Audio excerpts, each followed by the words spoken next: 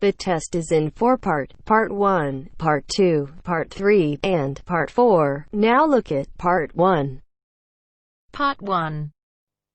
You will hear Joanne describing her home city of Darwin in Australia to a man called Rob, who hopes to go there. First, you have some time to look at questions 1 to 5.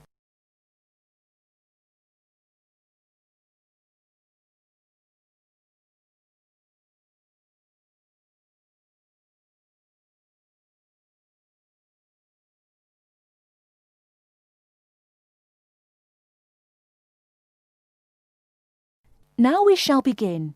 You should answer the questions as you listen, because you will not hear the recording a second time. Listen carefully and answer questions 1 to 5.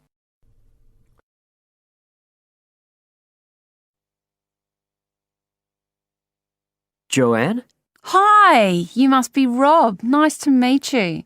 So, I hear you're planning to visit Australia.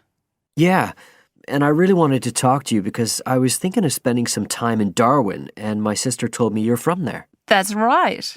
So, tell me about it. Well, where shall I start? Well, Darwin's in what they call the top end because it's right up at the northern end of Australia, and it's quite different from the rest of Australia in terms of cultural influences. In fact, it's nearer to Jakarta in Indonesia than it is to Sydney, so you get a very strong Asian influence there. That means we get lots of tourists. People from other parts of Australia are attracted by this sort of international cosmopolitan image. And as well as that, we've got the same laid-back atmosphere you get all over Australia, probably more so, if anything, because of the climate.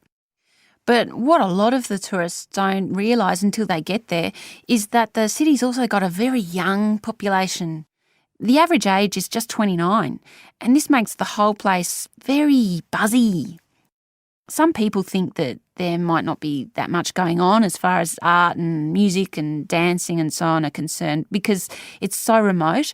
I mean, we don't really get things like theatre and opera in the same way as cities down in the south like Sydney, for example, because of the transport expenses. But in fact, what happens is that we just do it ourselves. Lots of people play music, classical as well as pop, and there are things like artists groups and writers groups and dance classes. Everyone does something. We don't just sit and watch other people.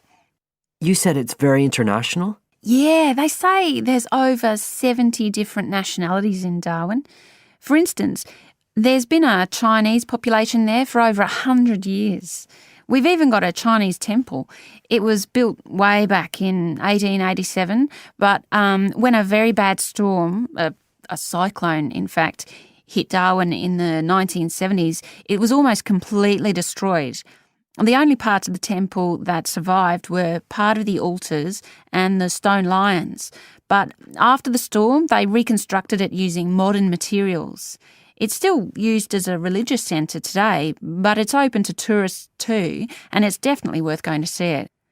Oh, and as far as getting around goes, you'll see places that advertise bicycles for hire, but I wouldn't recommend it. A lot of the year it's just so hot and humid. Some tourists think it'll be fine because there's not much in the way of hills and the traffic's quite light compared with some places, but believe me, you're better off with public transport. It's fine and not expensive. Or you can hire a car, but it's not really worth it. What's the swimming like? Well, there are some good beaches, but the trouble is that there's this nasty creature called the box jellyfish, and if it stings you, you're in bad trouble. So you have to be very careful most of the year, especially in the winter months. You can wear a lycra suit to cover your arms and legs, but I wouldn't like to risk it even so, personally. And there are the saltwater crocodiles too. I mean, I don't want to put you off. There are protected swimming areas netted off where you'll be safe from jellyfish and crocs, or there are the public swimming pools. They're fine, of course. Before you hear the rest of the conversation, you have some time to look at questions 6 to 10.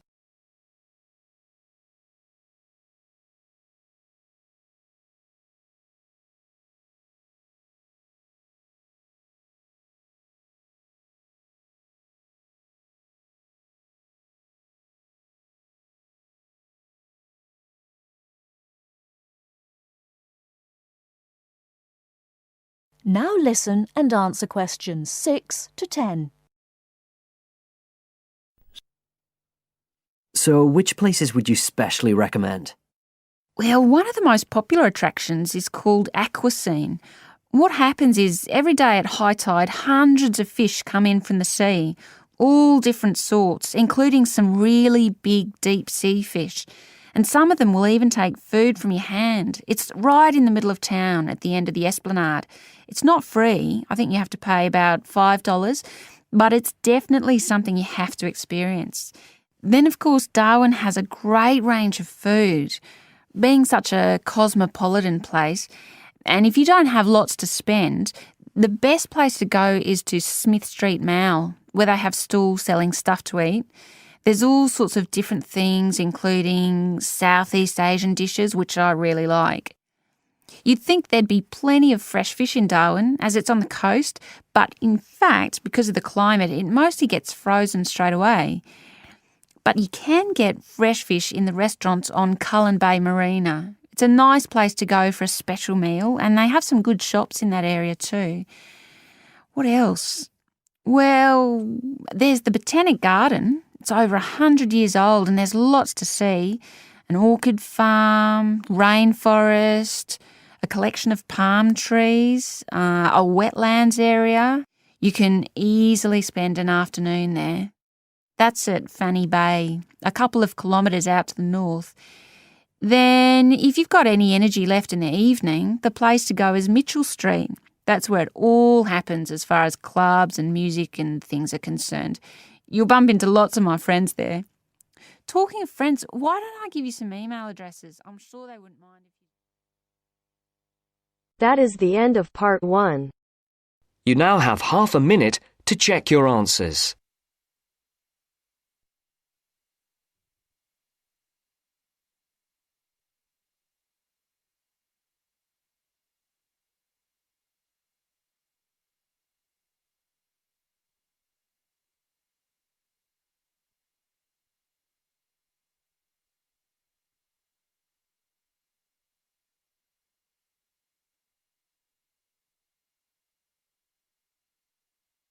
Now turns to part 2. Part 2. You will hear a speech given by the head of a company to some new employees. You have 30 seconds to look at questions 11 to 16.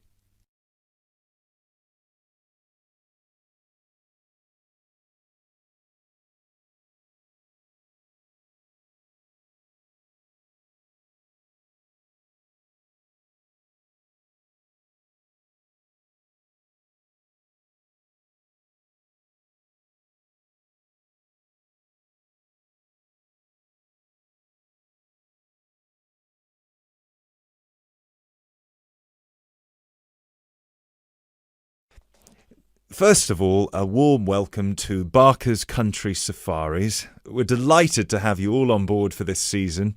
I know you've all been told a bit about the company when you had your job interview, but I thought it would be worth telling you a bit more about ourselves.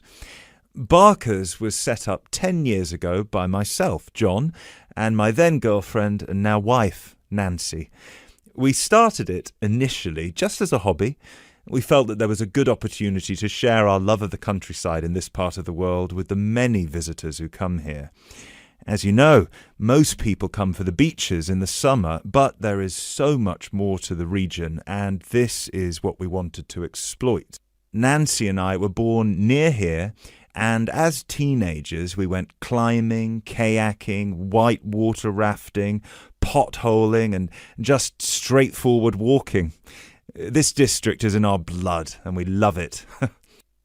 While we were still at university, we started taking small groups of visitors out into the national park in Nancy's brother's old Land Rover. We'd drive them around the back lanes and into the forest. We'd also organise rock climbing tours for friends of friends. Then, each year, without us having to advertise, people came back to us to ask for more excursions and trips. So, 5 years ago, we gave up our other jobs to focus full-time on Barker's Country Safaris. Now, 2 years after that, we set up the activity tour part of the business, and 1 year ago, we expanded into organising activities for school groups during term time. Obviously, this was a massive challenge with all the health and safety requirements, but it's proving a great success.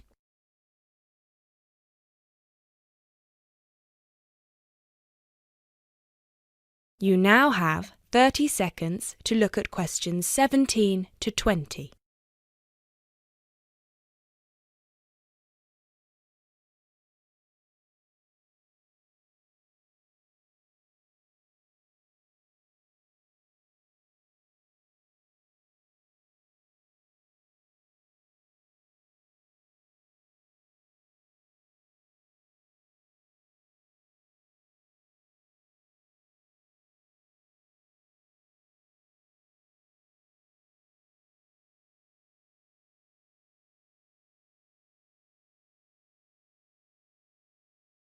You now have 30 seconds to look at questions 17 to 20.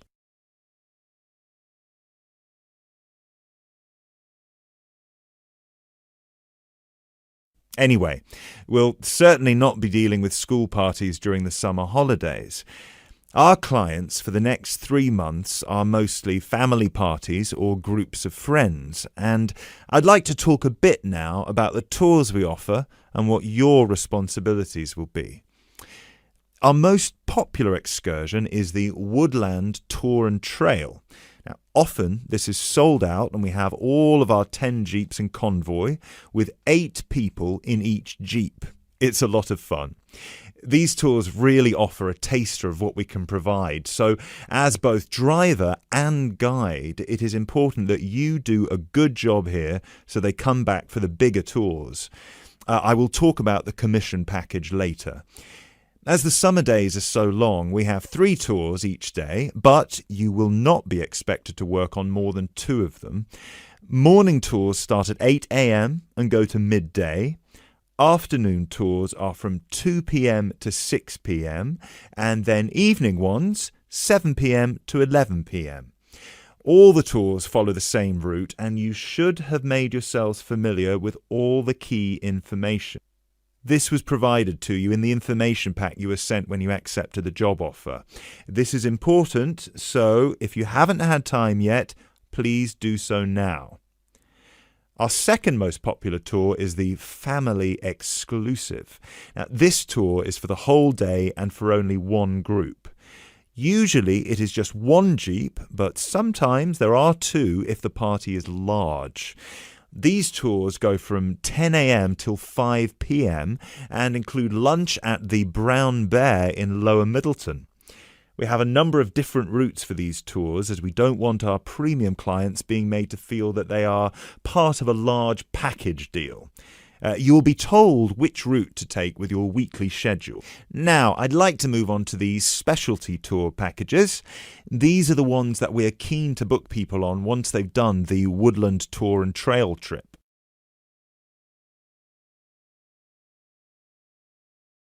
That is the end of part 2.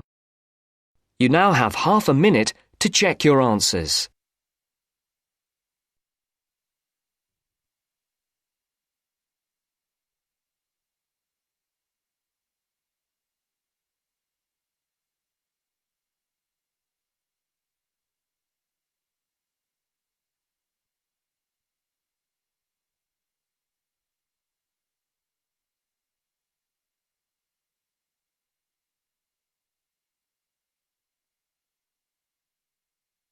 Now turns to part 3.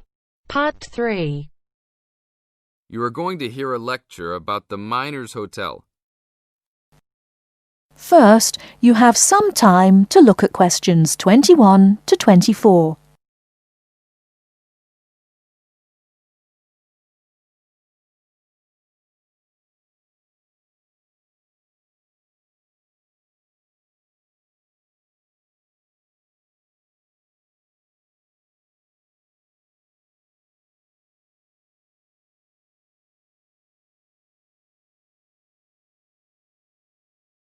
Now, listen carefully and answer questions 21 to 24. Good evening and welcome to the Miner Hotel. We are pleased to have you as our guest. I will give you a brief information session to tell you everything you need to know to make this a pleasant stay. The Miner Hotel was built in the 1850s, during the Gold Rush period, also nicknaming our state the Golden State. People from all over the country and even from other countries came to seek their fortune here in these hills, creating cities overnight. In this city, many Gold Rush hotels soon opened up. This particular hotel was built in 1851, but was destroyed during an earthquake.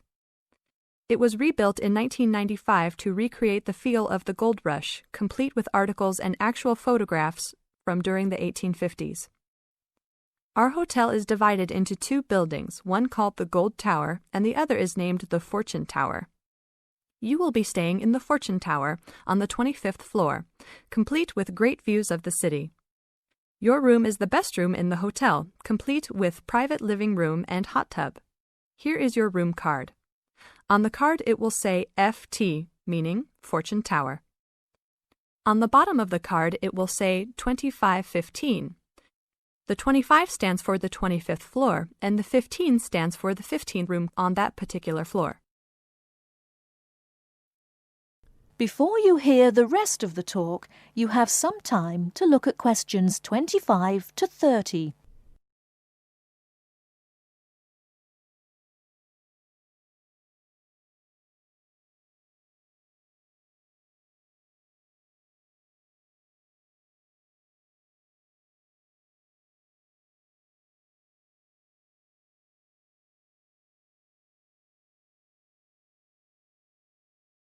Now listen and answer questions 25 to 30. There are emergency exits in both towers of the hotel. They are located on the south side, opposite the elevators. Please use these in case of a fire or other emergency. We have some special events happening this week. Our Miners Diner is offering a special Miners Buffet dinner this Friday and Saturday for only $20 per person. This special includes all food, not including drinks and alcohol, and shows for the night. The buffet will be available from 5 to midnight. Because of the historical significance of our hotel, there are some special rules. The first rule is that there is no smoking allowed anywhere in the building, not even in your own room. This is not only to ensure the safety and health of our guests, but also the furniture and pictures can be easily damaged by smoke and other harsh treatment. Please remember that there are items of furniture over 100 years old here, so respect the rules by not smoking. Secondly, please do not take pictures using a flash of any of the drawings and paintings in the rooms or hallways, as they are old and fragile. We are doing our best to preserve a national treasure, so please help us in doing so. Lastly, you will only have one set of towels and bed sheets per 3 days. This is to conserve the water supply, as there are frequent droughts this high up in the hills. If there are any further questions, the staff of the hotel will be available to answer your questions. In the event that no one is able to answer your questions, I will also be available from 8 a.m. to 5 p.m. each day in the concierge. I hope you enjoy your stay here with us. Thank you very much.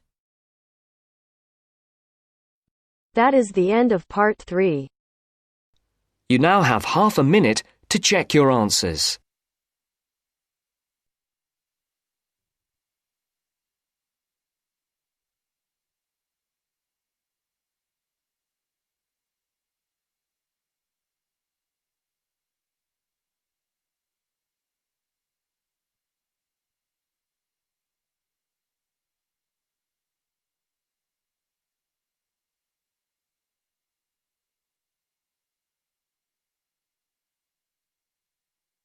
Now turns to part 4. Part 4. You are going to hear a talk about the tall ships race in Britain. First, you have some time to look at questions 31 to 40.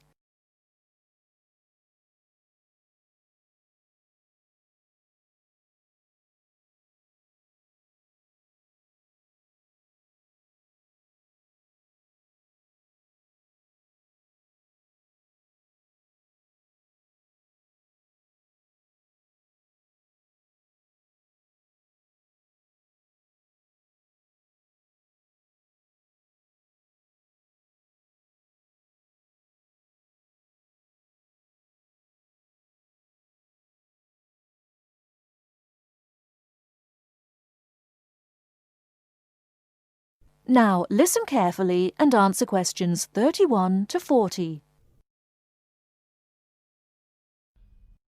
In July 1956, a fleet of 21 sailing ships from 11 countries raced each other from Torbay in Devon to Lisbon. The ships had been converted from cargo carrying to sail training ships. However, their future seemed uncertain, and the purpose of the gathering was to mark the passing of the age of the sail. What happened instead was that the sailing ships refused to say goodbye, and 2 years later they raced again, and the fleet was even larger. It was then that the title The Tall Ships was given to them, and the name remains today. The original organisers, the Sail Training Ship International Race Committee, now called the Sail Training Association, saw that a new international movement had begun, adventure training under sail. As race succeeded race, it became clear that the events had more to do with bringing adventure and widening the horizons of young people than of commemorating the passing of sail. Now, sail training ships began to be specially built, and young people from all walks of life wanted to participate. Now, to compete, a vessel has to satisfy just 3 requirements. It has to have a minimum waterline length of 9.09 metres. Half its crew must be between the ages of 16 and 25, and its principal means of propulsion must be a sail. Since 1972, the race has been sponsored by Cutty Sark Scots Whisky, and it has started to attract huge crowds of spectators. In 1984, more than 250,000 people lined the River Mersey in Liverpool to watch the fleet set off. And in 1986, 2 million spectators joined Her Majesty Queen Elizabeth at Newcastle upon Tyne to watch the parade. 1989 was the year that the spectacular Cutty Sark Tall Ships race started from London. A grand fleet of up to 100 vessels gathered on the River Thames near Tower Bridge on Tuesday the 4th of July. The only thing that the racing yachts, ancient and modern, had in common was their young crews. Few were expert sailors, and the majorities were strangers to the sea and to each other. Between Tuesday the 4th of July, when the fleet began to assemble, and Saturday the 8th of July, when the ships took part in a grand parade of sail down the River Thames, vessels were berthed on either side of Tower Bridge. Some were moored in the Pool of London, opposite the Tower of London, while others were moored to the east of Tower Bridge. Smaller vessels were accommodated in St. Catherine's Dock. Many of the larger ships were open to the public. It was an amazing and historic spectacle as the ships sailed slowly up the River Thames. That is the end of part 4. You now have half a minute to check your answers.